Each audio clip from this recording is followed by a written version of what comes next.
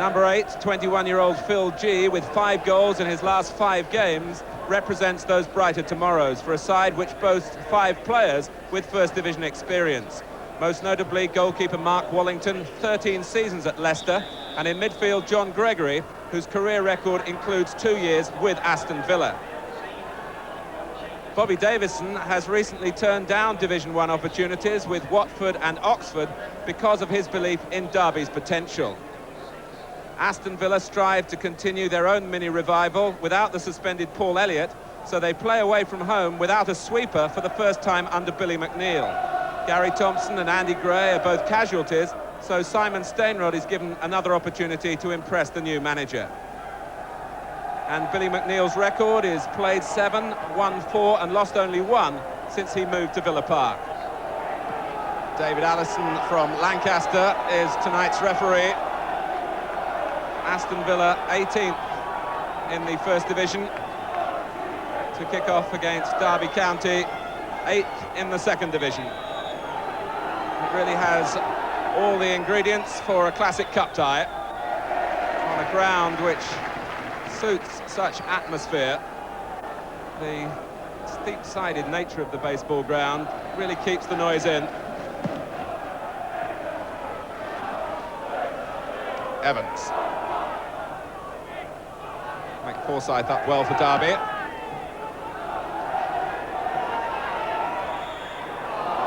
And a collision there, which saw Stainrod go down theatrically, suggesting that Ross McLaren caught him in the face. Now, Simon Stainrod has shown 1 or 2 thespian touches in the past, so one can't be too sure exactly the amount of the damage, but the referee is seeing enough to call McLaren across. Norton takes the free kick. And this is Martin Keown, who was up for the set play. Villa's first shot in anger coming from the central defender.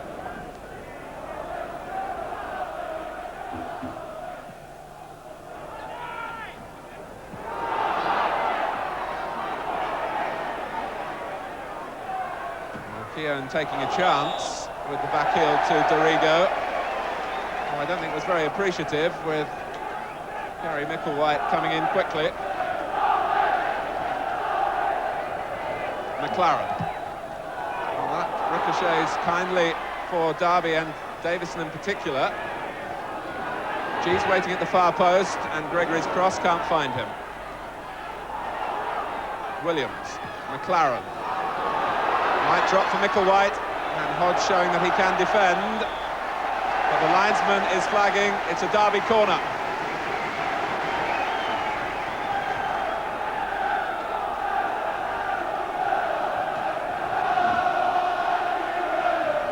You do see a lot of near-post corners, of course, around the highways and byways of the Football League. But Derby often use the almost old-fashioned outswinger for hindmarch. Birch. So the picture was frozen then. Daly with a run that has Derby backing off, and Tony Daly really catching the Second Division side committed at the other end. 15 minutes gone. It's squeezed under Wallington. Birch had delayed the pass. There might have been a suspicion of handball at the other end, but there was a suspicion of an error from the goalkeeper from Daly's shot. The referee has gone across to talk to presumably Derby officials, and we understand it's about a whistle in the crowd.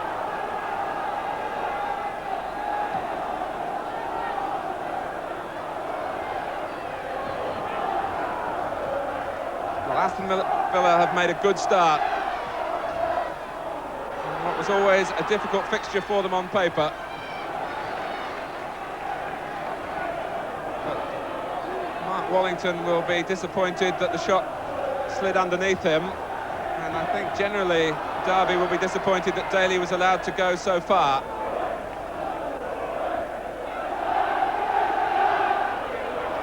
With defenders up for the corner, Daly found the space and exploited it.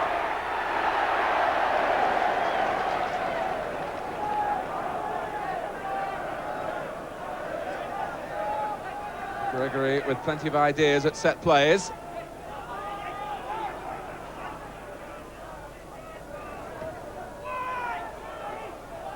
White. It could have gone in off anybody. I think it was Keown whose knee diverted it wide when it could just have easily have been an own goal.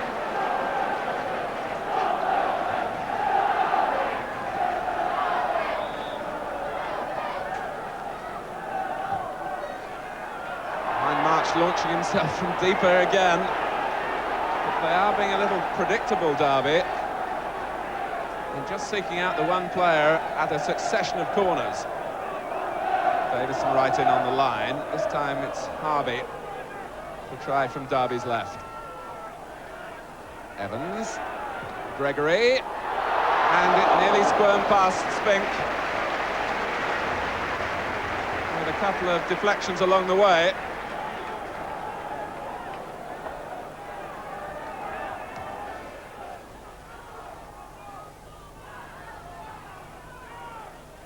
Harvey.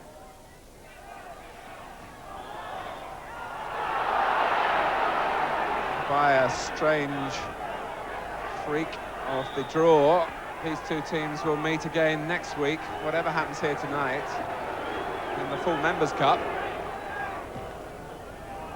Wellington teased off his line.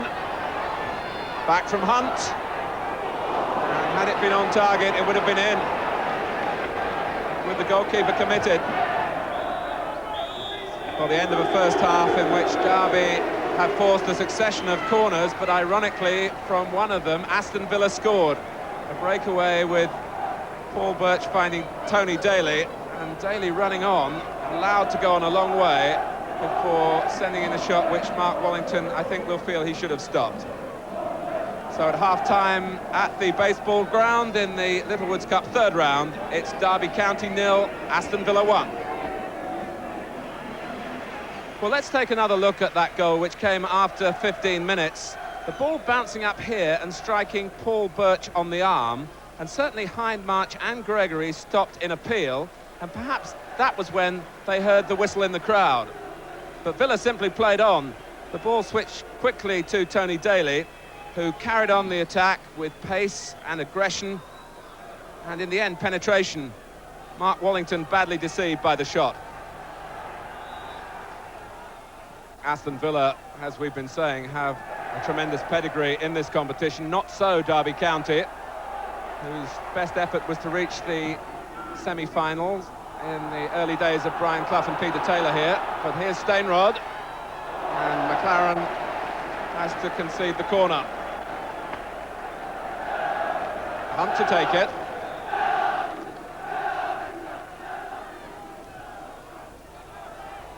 Evans in there, and Wellington able to pluck it away from Stainrod. Forsyth. Williams. Here's Hunt. Now Dorigo. Villa looking to fill the penalty area.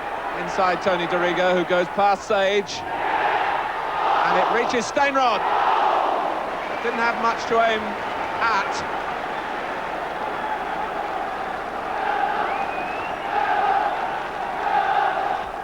Wellington was across quickly. Daly flicks on. Keown couldn't make contact, and that ricochets away off McLaren. A look back at the work a moment or two earlier of Dorigo, and then of Wellington, who smothered it from Stainrod at the near post.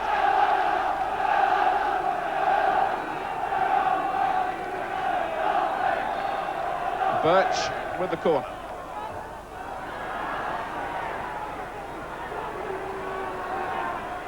Here's Daly. Storigo, Derby pushing out.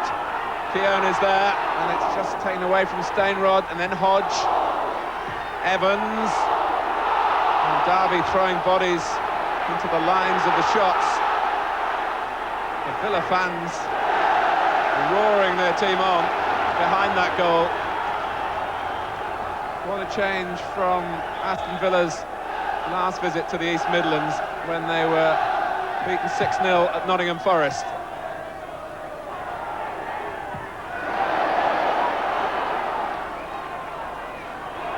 Hunt can take the steam out of the midfield congestion where it's almost impossible to dwell on the ball. Just looking to lift a pass then behind the Derby defence, which was coming out.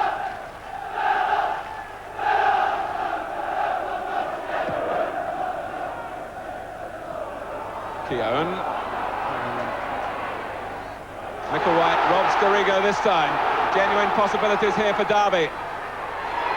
And Keown diverting the ball away from Phil G. Williams, past Norton, three waiting for the cross, and Davison set to pull the trigger. It was just deflected away from him by Evans. Gregory.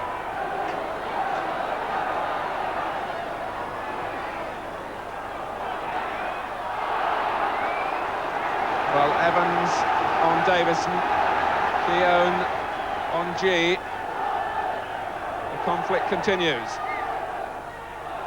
And Bobby Davison earns Derby County a corner.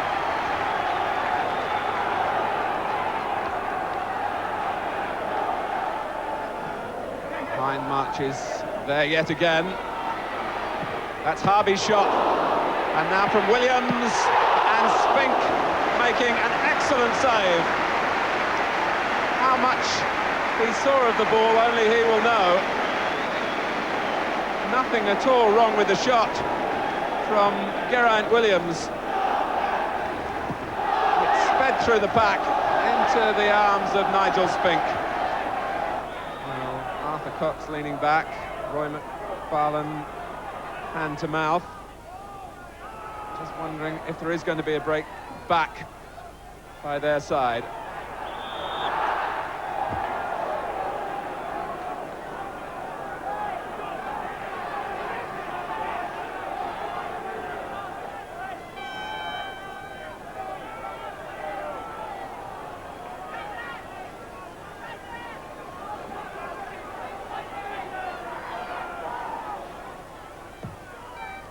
Harvey's free kick.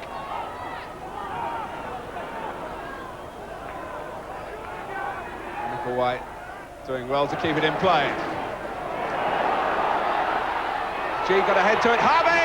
Yes!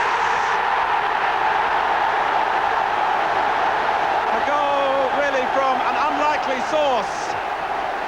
Nigel Spink got a hand to the shot, which was really drilled at him, but could only push it inside the post. So the 22-year-old reserve left-back, who's doing a job in midfield tonight, brings Derby County level.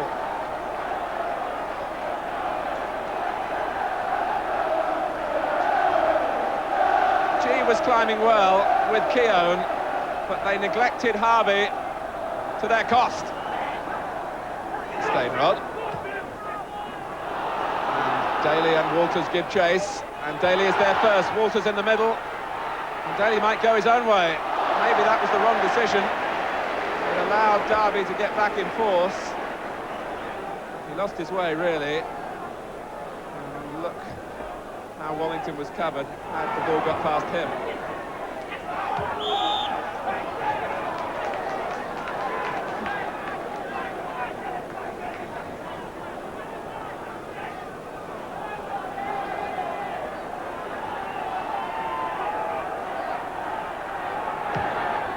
March has stayed back this time. Davison flicks it on, almost rolled on for Micklewhite. I was going to say tied it up by Hunt, but the pass untidied it. Sage. Harvey again.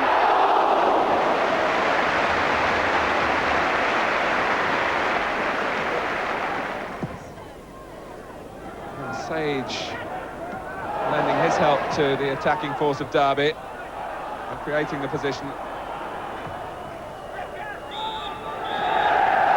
The two teams which were scheduled to meet next week in the full Members' Cup now replay this Littlewoods Cup tie.